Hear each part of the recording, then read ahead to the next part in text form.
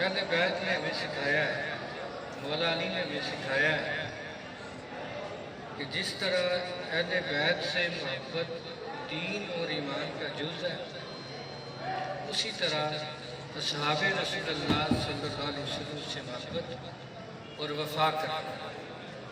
اور عقیدہ اہل سنت ہے کہ افضل البشر بعد الانبیاء بالتحقیق سیدنا ابو بکر صدیق، پھر حضور عمر پاک ہے، پھر عثمان پاک ہے، پھر علی پاک ہے۔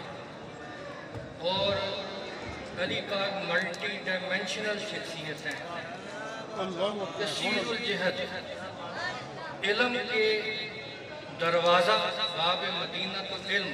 کائنات کے اندر کوئی ایسی شخصیت نہیں جو علم کے اس مقام پر ہو اور مرحب کو کہے کہ علمت خیبر ان مرحب، علم کے بھی امام اور شجاعت کے بھی امام۔ اس لیے یاد رکھیں، حضرت علی رضی اللہ، آج یہودی ہمیں کہہ رہا جاؤ علی رضی جانشین، تو اللہ تعالیٰ ہمیں عمل کی توفیق عطا فرمائے۔ ربنا تقبل منا انک انت السمیع العلیم، مغفرت فرما دیں۔ آپ کی محبت کے وسیلے سے ہم سب جو ہے وہ آقا علی پاک ان کے نقش قدم پر چلنے کی توفیق عطا فرمائے۔ اس تمام اہتمام کو قبول و منظور فرمائے۔ اے ٹی آئی کے جتنے بھی منتظمین ہیں، جتنے بھی ان کے جو ہیں ارکان ہیں، سب کو اس کا اجر عطا فرمائے، سب کو اس کا اجر عطا فرمائے۔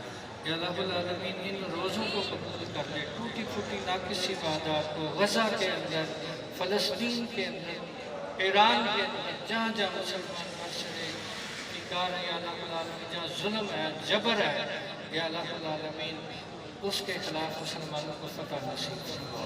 ربنا تقبل منا انک انت السمیع العلیم وتب علینا انک انت